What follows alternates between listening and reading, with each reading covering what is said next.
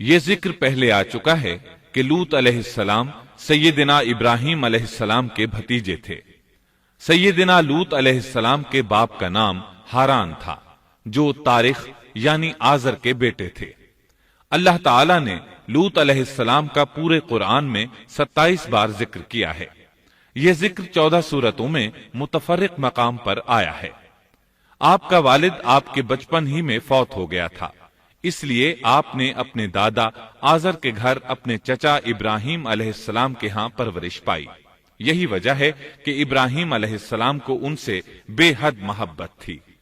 جس وقت پوری قوم سیدنا ابراہیم علیہ السلام کے خلاف اٹھ کھڑی ہوئی اور انہیں آگ میں ڈالا گیا، اس کٹھن وقت میں صرف لوط علیہ السلام ہی وہ شخصیت تھے جو آپ پر ایمان لا چکے تھے۔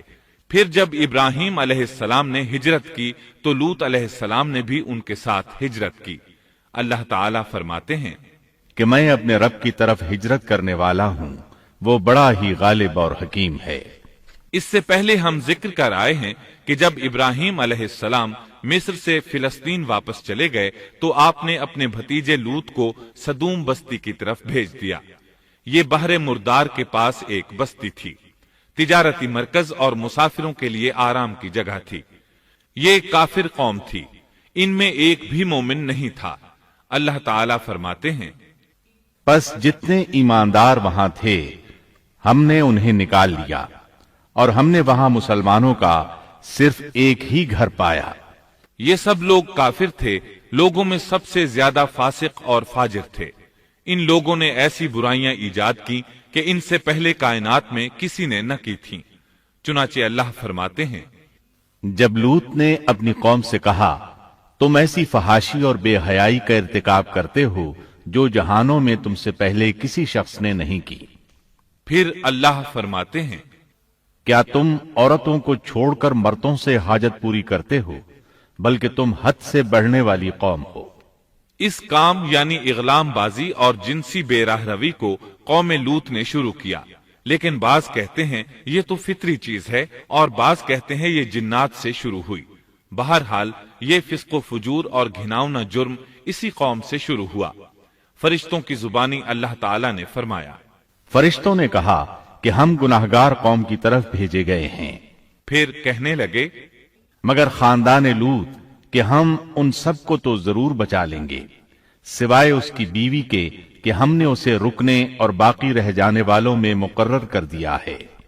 اسی طرح لوط علیہ السلام نے ان سے کہا کیا تم جہان والوں میں سے مردوں کے ساتھ شہوت رانی کرتے ہو، اور تمہاری جن عورتوں کو اللہ نے تمہارا جوڑ بنایا ہے ان کو چھوڑ دیتے ہو، بلکہ تم ہو ہی حد سے گزر جانے والے۔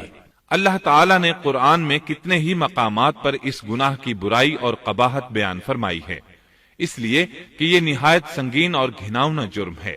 اللہ تعالیٰ فرماتے ہیں اور لوط کا ذکر کر جبکہ اس نے اپنی قوم سے کہا کہ کیا باوجود دیکھنے بھالنے کے پھر بھی تم بدکاری کرتے ہو؟ یہ کیا بات ہے کہ تم عورتوں کو چھوڑ کر مردوں کے پاس شہوت سے آتے ہو؟ حق یہ ہے کہ تم بڑی ہی نادانی کر رہے ہو۔ اللہ تعالیٰ نے اس قوم کی قبیح خصلتوں کا جتنا ذکر کیا ہے کسی اور قوم کا نہیں کیا۔ انہیں کافر، مجرم، جاہل اور حد سے بڑھنے والا کہا گیا، کہیں فضول خرچی کرنے والے اور فاسق کہا گیا۔ یہ تمام برائیاں ان میں موجود تھیں۔ اللہ تعالیٰ فرماتے ہیں اور لوط کو یاد کرو جب انہوں نے اپنی قوم سے کہا تم ایسی فحاشی کرتے ہو کہ تم سے پہلے کسی جہاں والے نے نہیں کی۔ کیا تم مردوں کے پاس بدفعلی کے لیے آتے ہو اور راستوں میں ڈاکے ڈالتے ہو اور مجالس میں نہایت برے کام کرتے ہو؟ یہ لوگ اس قدر خبیث تھے کہ بھری مجلس میں برے برے کام کرتے تھے۔ مثلا سب کی موجودگی میں زوردار آواز کے ساتھ ہوا خارج کرتے، پھر اپنی اس حرکت پر ہنستے۔ غرض یہ کہ برائی کی تمام تر صفات ان میں موجود تھیں۔ لوط علیہ السلام پھر بھی انہیں سمجھاتے رہے، لیکن وہ جھٹلاتے ہی رہے۔ اللہ تعالیٰ فرماتے ہیں قوم لوط نے پیغمبروں کو جھٹلایا، جبکہ ان کے بھائی لوط نے ان سے کہا کہ تم اللہ کا خوف نہیں رکھتے۔ میں بلا شبہ تمہاری طرف امانت والا پیغمبر ہوں، اللہ سے ڈرو اور میری اطاعت کرو، اور اس کام پر میں تم سے کوئی اجرت اور مزدوری نہیں چاہتا۔ میرا اجر تو صرف اور صرف जहानों को पालने वाले के जिम्मे है। अंबिया का मिशन ही ये होता है कि तबलीग करते रहें, लिहाजा लूत अलैहिस्सलाम दावत देते रहे, लेकिन दावत के नतीजे में कौम का रद्द अमल क्या था, अल्लाह ने इसका भी जिक्र किया है। बस उसकी कौम का जवाब यही होता कि अल्लाह का अजाब ले आ अगर तू सच्चा है। इस्लाम दुश्मन और काफिर कौमों का जवाब यही होता है। कौम आद और कौम समूद ने भी यही जवाब दिया था। दूसरी आयत में है, लूत ने उन्हें हमारी पकड़ से डराया, यानी उन्होंने कहा, ए कौम, अल्लाह की पकड़ से और अजाब से बच जाओ, मोहतात हो जाओ। उसकी लाठी बेआवाज है, लेकिन वो डराने वालों से भी झगड़ते ही रहे। एक और आयत में अल्लाह फरमाते हैं, और उनकी कौम से कोई जवाब न बन पड़ा बजुज इसके कि आपस में कहने लगे कि इन लोगों को अपनी बस्ती से निकाल दो, ये पाकबाज बनने की कोशिश करते हैं। चूंकि ये सब के सब लोग फहाशी, उरियानी, बेहयाई, बेगैरती, फिस्क व फुजूर और बदकारी में मसरूफ थे, इनके नजदीक पाकीज़गी इख्तियार करना बेमाना काम बन चुका था। लूत अलैहिस्सलाम और उनकी बेटियों के अलावा कोई शख्स पाक न था, सब के सब गिलाजत में डूबे हुए थे। चुनाचे उन्होंने लूत अलैहिस्सलाम को अपनी बस्ती से निकाल बाहर करने का फैसला किया। कहने लगे, ए लूत, अगर तू अपने इस वाजो नसीहत से बाज ना आया तो जरूर तुझे निकाल दिया जाएगा। इस पर लूत ने फरमाया, मैं भी तुम्हारे इस घिनावने अमल से बेजार हो चुका हूं। चुनाचे लूत अलैहिस्सलाम उस मौके पर वहां से निकल आए और अपने रब से यूं दुआगो हुए, ऐ मेरे परवरदिगार, मुझे और मेरे अहल को इनके अमल से बचा ले और नजात अता फरमा।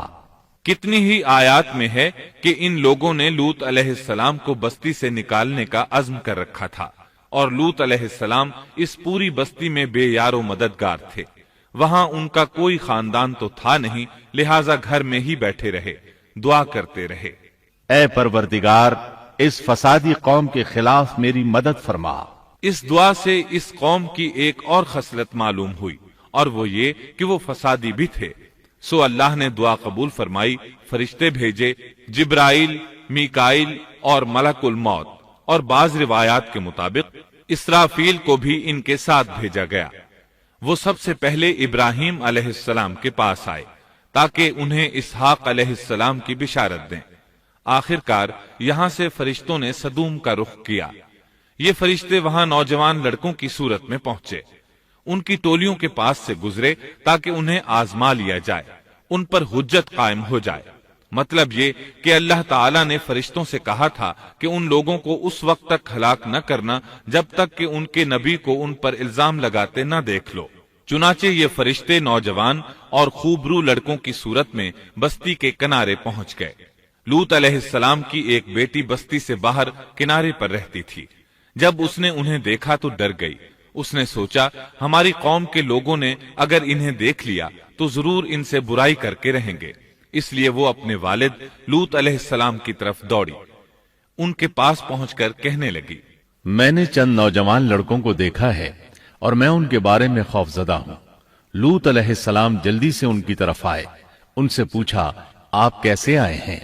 उन्होंने बताया, हम आपके मेहमान हैं। लूत अलैहिस्सलाम चाहते थे उन्हें बाहर ही से दूसरी तरफ रवाना कर दें, लेकिन जब उन्होंने कहा कि हम मेहमान हैं तो वो उन्हें जाने के लिए न कह सके। चुनाचे उनसे बोले, अल्लाह की कसम, जमीन की पुश्त पर इससे खबीस और गंदी कौम हमने नहीं देखी और न ही किसी के बारे में ऐसा मालूम हुआ। आपने दोबारा, सहबारा और फिर चौथी बार भी उनसे यही बात कही ताकि उन नौजवानों को हालात का इल्म हो जाए, वो भांप लें। लेकिन वो तो फरिश्ते थे और लूत अलैहिस्सलाम की कौम के खिलाफ गवाही तलाश कर रहे थे। आखिर लूत अलैहिस्सलाम उन्हें अपने घर ले आए, उन्हें बिठाया। लूत अलैहिस्सलाम की बीवी काफिर थी और कौम के साथ थी। वो बाहर गई और उसने लोगों को बताया कि उसने लूत अलैहिस्सलाम के घर में ऐसे खूबसूरत चेहरों वाले नौजवान देखे हैं कि जमीन पर आज तक उन जैसे कहीं नजर नहीं आए। ये सुनते ही वो सब लूत अलैहिस्सलाम के घर की तरफ लपके। कुरान करीम में आता है, लोग जल्दी से उसकी तरफ लपके और वो इससे पहले फहाशी के आदी बन चुके थे। एक जगह अल्फाज हैं, शहर के लोग खुश होते हुए आए, وہ اس حد تک فاسق اور فاجر بن چکے تھے کہ خوش ہوتے ہوئے وہاں آئے تاکہ ان خوبصورت لڑکوں سے لذت حاصل کر سکیں۔ یہ گھر کے سامنے پہنچ گئے تو لوط علیہ السلام انہیں روکنے کے لیے گھر سے نکلے۔ ان سے فرمایا، اے میری قوم، تمہاری خواہش کے لیے میری بیٹیاں موجود ہیں، یعنی قوم کی عورتیں موجود ہیں۔ نبی قوم کا باپ ہوتا ہے، اس کی بیویاں قوم کی مائیں اور قوم کی عورتیں اس کی بیٹیاں شمار ہوتی ہیں، جیسا کہ سورہ ہود میں آتا ہے۔ کہنے لگے، اے میری قوم، میری یہ بیٹیاں تمہارے لیے پاکیزگی کا باعث ہیں، لہذا اللہ سے ڈرو اور مجھے میرے مہمانوں کے بارے میں رسوا نہ کرو۔ کیا تم میں کوئی بھلا شخص موجود نہیں؟ آپ کی بات کے جواب میں انہوں نے کیا جواب دیا؟ قرآن مجید میں آتا ہے، کہنے لگے، لوط، تو جانتا ہے تیری بیٹیوں یعنی قوم کی عورتوں سے ہمیں کوئی سروکار نہیں، ہم جو چاہتے ہیں تمہیں خوب معلوم ہے۔ لوط کہنے لگے، کاش میرے پاس کوئی قوت ہوتی یا میں کسی مضبوط پناہ میں ہوتا۔ لوط علیہ السلام کے پاس کچھ بھی تو نہیں تھا، صرف ان کی اپنی بیٹیاں ان پر ایمان لائی تھیں، یہاں تک کہ ان کی بیوی بھی کافر تھی۔ بخاری اور مسلم کی روایت ہے، نبی کریم صلی اللہ علیہ وسلم نے فرمایا، اللہ تعالی لوط پر رحمت فرمائے، وہ اللہ تعالی کی طرف پناہ لیتے تھے۔ مفسرین کا کہنا ہے کہ لوط علیہ السلام کے بعد اللہ نے جو نبی بھیجا وہ کسی اونچے خاندان اور قبیلے کا چشم و چراغ ہوتا تھا، جو اس کی حفاظت کرنے کے قابل ہوتا تھا۔ لوط علیہ السلام کے ساتھ کوئی مددگار نہیں تھا۔ ایک دوسرے مقام پر اللہ تعالیٰ فرماتے ہیں، اور شہر کے لوگ خوش ہوتے ہوئے آئے۔ لوط نے کہا، یہ میرے مہمان ہیں، مجھے رسوا نہ کرو، اللہ سے ڈرو اور مجھے ذلیل نہ کرو۔ انہوں نے کہا، کیا ہم نے تجھے جہان والوں کے بارے میں منع نہیں کیا؟ یعنی انہوں نے آپ کو تبلیغ وغیرہ سے بھی روک دیا تھا۔ لوط نے کہا، اگر خواہش پوری کرنا چاہتے ہو تو میری بیٹیاں یعنی قوم کی عورتیں موجود ہیں، ان سے کر لو۔ اے پیغمبر، تیری عمر کی قسم، وہ لوگ اپنی مدہوشی میں مست تھے۔ اللہ تعالیٰ نے کسی انسان کی عمر کی قسم نہیں کھائی سوائے نبی کریم صلی اللہ علیہ وسلم کے، اور یہ اعزاز آپ کے شرف، عزت اور تکریم پر دلیل ہے۔ اب ان لوگوں نے گھر میں داخل ہونے کی تیاری کر لی۔ ادھر لوط علیہ السلام نے اپنے تینوں مہمانوں کی طرف دیکھا۔ آپ ان کے لیے فکر مند تھے، لیکن وہ یہ دیکھ کر حیران ہوئے بغیر نہ رہے کہ وہ تینوں بالکل بے فکر بیٹھے تھے۔ اس وقت کی کیفیت اللہ تعالیٰ نے قرآن مجید میں یوں بیان فرمائی ہے، تم لوگ تو کچھ انجان سے معلوم ہو رہے ہو۔ اس پر وہ کہنے لگے، ہم تو تیرے پاس وہ فیصلہ لائے ہیں جس میں اس قوم کو شک تھا، اور ہم تیرے پاس حق لے کر آ چکے ہیں، اور بے شک ہم سچے ہیں۔ سورۃ العنکبوت میں اللہ تعالیٰ فرماتے ہیں، فرشتوں نے کہا، اے لوط، نہ ڈر اور غم نہ کھا، یقیناً ہم تجھے اور تیرے اہل کو سوائے تیری بیوی کے نجات دیں گے، وہ پیچھے رہ جانے والوں میں سے ہوگی۔ ہم اس بستی والوں پر ان کے گناہوں کے سبب آسمان سے عذاب نازل کرنے والے ہیں۔ انہوں نے یہ بھی کہا، کہنے لگے، اے لوط، ہم اللہ کے بھیجے ہوئے فرشتے ہیں، یہ لوگ تجھ تک نہ پہنچ پائیں گے، یعنی تجھے تکلیف نہیں پہنچا سکیں گے۔ پھر ان میں سے ایک شخص نے اندر داخل ہونے کی کوشش کی۔ جبریل اٹھے، انہیں ایک ایسی ضرب لگائی کہ تمام کے تمام اوندھے ہو گئے۔ اس بارے میں اللہ کا فرمان ہے، انہوں نے لوط کو اس کے مہمانوں کے بارے میں پھسلانے کی کوشش کی تو ہم نے ان کی آنکھیں مٹا ڈالی۔ اللہ تعالیٰ سورۃ القمر میں فرماتے ہیں، بس میرا عذاب اور ڈرانا چکھو۔ وہ دھمکیاں دینے لگے اور واپس جاتے ہوئے کہنے لگے، ہم تجھ سے کل نبٹ لیں گے۔ انہوں نے سزا محسوس بھی کر لی، لیکن پھر بھی توبہ نہ کی۔ اس وقت فرشتوں نے کہا، یقیناً ان کے وعدے کا وقت صبح کا ہے، اور کیا صبح بالکل قریب نہیں؟ صبح تک انہیں مہلت مل گئی۔ فرشتوں نے کہا، اے لوط، اپنے اہل کو رات کے حصے میں لے کر نکل جا، اور ان کے پیچھے پیچھے تو چل، اور تم میں سے کوئی پیچھے مڑ کر نہ دیکھے، اور جہاں تمہیں حکم ہو چلے جاؤ۔ اور ہم نے اسے وہ فیصلہ سنا دیا کہ صبح ہوتے ہی اس قوم کی جڑ کاٹ دی جائے گی۔ اسی طرح اللہ تعالیٰ سورۃ الشعراء آیت 170 اور 171 میں فرماتے ہیں، ہم نے اسے اور اس کے تمام اہل کو نجات دی سوائے اس کی بیوی کے جو پیچھے رہنے والوں میں سے تھی۔ سورۃ القمر میں اللہ تعالیٰ فرماتے ہیں، تمام ہلاک ہو گئے سوائے لوط کی آل کے، انہیں ہم نے صبح سحری کے وقت یعنی رات کے آخری حصے میں نجات دی، یہ ہمارا احسان تھا اور اسی طرح ہم شکر گزاروں کو بدلہ دیتے ہیں۔ چنانچہ لوط علیہ السلام نکل کھڑے ہوئے، ان کے ساتھ ان کی صرف 2 بیٹیاں تھیں، وہ بستی سے نکل گئے۔ پھر صبح ہوئی، روشنی پھیلنے لگی تو عذاب آ گیا، اور صبح سویرے ہی انہیں ٹھہرنے والے عذاب نے آ لیا، پس تم میرے عذاب اور ڈرانے کا مزہ چکھو۔ یہ عذاب کیسا تھا؟ جبریل علیہ السلام آئے، اپنا پر زمین کے نیچے داخل کیا، اس مکمل بستی کو اکھیڑا اور آسمان کی طرف اٹھا کر لے گئے۔ کہا جاتا ہے کہ فرشتوں نے اس بستی کے مرغوں کی اذان اور کتوں کے بھونکنے کی آوازیں سنی اور لوگوں نے فرشتوں کی تسبیح سن لی۔ جبریل علیہ السلام نے ایک چیخ ماری، سب بجھی ہوئی آگ کی طرح ہو گئے، پھر مکمل بستی کو پکڑ کر الٹا دیا، ہر ایک کے لیے آسمان میں پتھر تیار تھا، بہرحال اس کو زمین پر دے مارا۔ اللہ تعالیٰ سورہ ہود میں فرماتے ہیں، پس جب ہمارا حکم آیا تو ہم نے اس کا اوپر والا حصہ نیچے کیا اور ان پر کنکریلے پتھر برسائے جو تہ بتہ تھے، تیرے رب کی طرف سے نشاندار تھے اور وہ ان ظالموں سے کچھ دور نہیں تھے۔ سورۃ الحجر میں اللہ فرماتے ہیں، روشنی ہوتے ہی انہیں بڑے زور کی چیخ نے پکڑ لیا، پھر ہم نے اس کا بلند حصہ نیچے کیا اور ان پر کنکر والے پتھر برسائے۔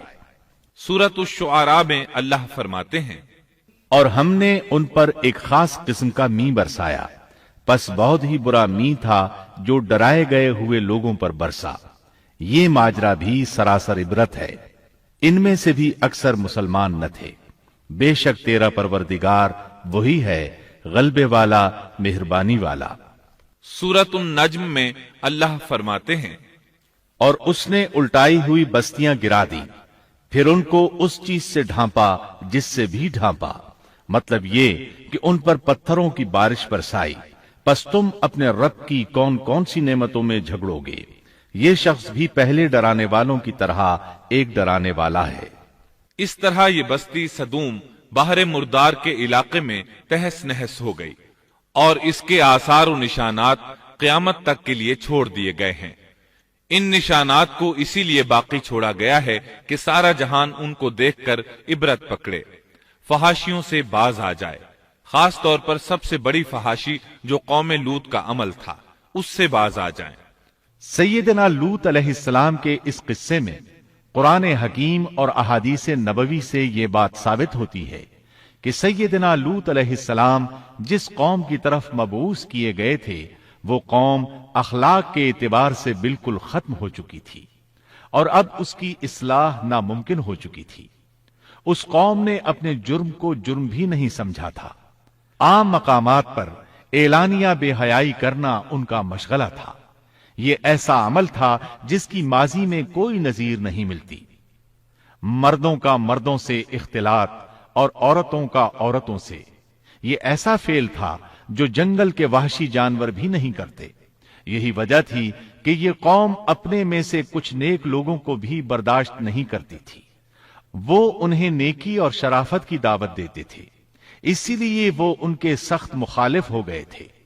قرآن کریم نے اس قوم کے 3 بڑے جرائم کا ذکر کیا ہے، یہ کہ تم مردوں سے بدفعلی کرتے ہو، مسافروں کو لوٹ لیتے ہو، عام مجلسوں میں اعلانیہ فحاشی کرتے ہو۔ ان 3 گناہوں میں سے سب سے پہلا گناہ بدترین گناہ تھا۔ یہ گناہ اس قوم سے پہلے کسی نے نہیں کیا تھا، گویا وہ اس گناہ کو ایجاد کرنے والے تھے، اور یہ گناہ زنا سے بھی زیادہ شدید ہے۔ قرآن کریم اور احادیث کی روح سے اغلام بازی ایک بدترین گناہ ہے۔ احادیث میں اس گناہ کی مختلف سزائیں آئی ہیں۔ ایک روایت میں ہے کہ فاعل اور مفعول دونوں کو قتل کر دو۔ بستی سدوم عذاب کے نزول سے قبل کن حالات سے دوچار تھی، سورۃ الزاریات آیت 35 اور 36 میں یوں بیان ہوا ہے، پھر ہم نے ان سب لوگوں کو نکال لیا جو اس بستی میں مومن تھے، یعنی لوط علیہ السلام اور ان پر ایمان لانے والے۔ سو ہم نے اس بستی میں سوائے ایک گھر کے مسلمانوں کا کوئی گھر نہ پایا۔ اس کا مطلب ہے وہاں صرف سیدنا لوط علیہ السلام اور ان کا گھرانہ مسلمان تھا، باقی سب گھر کافروں کے تھے۔ اللہ تعالیٰ کسی قوم کی مکمل تباہی کا فیصلہ اس وقت تک نہیں کرتے جب تک کہ اس قوم میں کچھ قابل لحاظ بھلائی موجود ہو، مگر جب قوم کا حال یہ ہو جائے کہ اس میں بھلائی آٹے میں نمک کے برابر بھی باقی نہ رہے، تو ایسی صورت میں اللہ کا قانون یہ ہے کہ نبی اور اس پر ایمان لانے والوں کو اپنی قدرت خاص سے کسی نہ کسی طرح بچا لیا جاتا ہے، اور باقی لوگوں کے ساتھ وہی معاملہ کیا جاتا ہے جو ہوش مند تاجر اپنے ٹوکرے کے گلے سڑے پھلوں کے ساتھ کرتا ہے۔ اچھے پھل ان میں سے نکال لیتا ہے اور سڑے ہوئے باہر پھینک دیتا ہے۔ عذاب کے بعد اللہ تعالیٰ نے اس شہر کے کھنڈرات کے بارے میں سورۃ الزاریات آیت 37 میں یوں فرمایا ہے، اس عذاب کے بعد ہم نے وہاں بس ایک نشانی ان لوگوں کے لیے چھوڑ دی جو دردناک عذاب سے ڈرتے تھے۔ اس نشانی سے مراد بحیرہ مردار ہے۔ اس کا جنوبی علاقہ آج بھی ایک عظیم تباہی کے آثار پیش کر رہا ہے۔ ماہرین آثار قدیمہ کا خیال ہے کہ قوم لوط کے 5 بڑے شہر شدید زلزلے سے زمین میں دھنس گئے تھے اور ان کے اوپر بحیرہ مردار کا پانی پھیل گیا تھا۔ اس خیال کی وجہ یہ بتائی جاتی ہے کہ بحیرہ مردار کا وہ حصہ جو اللسان نامی جزیرے کے جنوب میں واقع ہے، وہ صاف طور پر بعد میں پیدا ہوا ہے، اور قدیم بحیرہ مردار کے جو آثار اس جزیرے کے شمال میں نظر آتے ہیں وہ جنوب میں پائے جانے والے آثار سے بالکل مختلف ہیں۔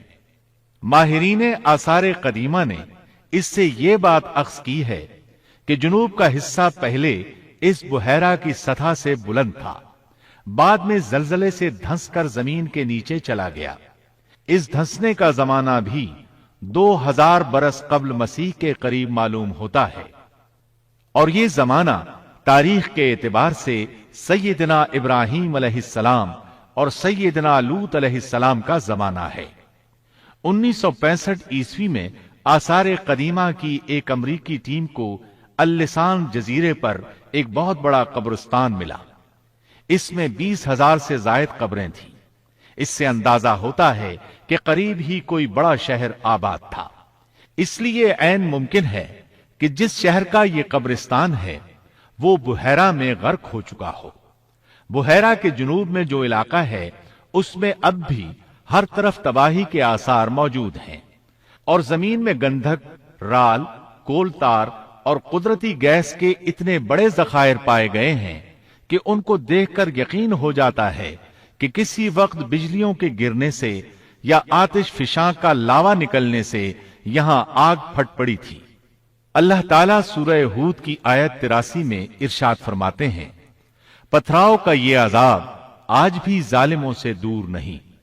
مطلب یہ کہ جو قوم اس قوم کی طرح ظلم اور بے حیائی پر جم جائے وہ اپنے آپ کو اس جیسے عذاب سے دور نہ خیال کرے۔ لوط علیہ السلام کے حالات اور واقعات قرآن کریم کی روشنی میں آپ نے سنے۔